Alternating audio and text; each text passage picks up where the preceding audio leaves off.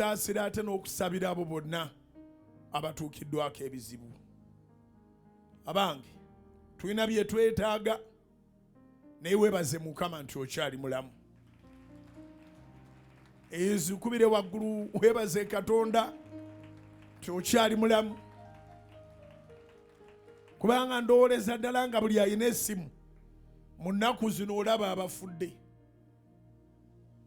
Bw'obadde omanyi ne bw'obadde tomanyi. Bw'oyawukanye nabo genda okugira oti nti afudde.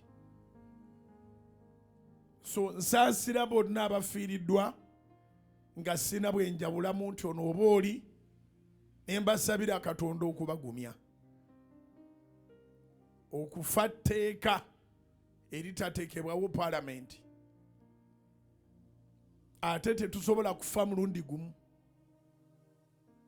Bw'abaawo afudde tulumizibwa, naye kubanga okuva ensero yabaawo okufa weekuli tekumanyiirwa. Naye mbasaba okuguma. Mbasaba okuguma ng'ogumira mu Katonda.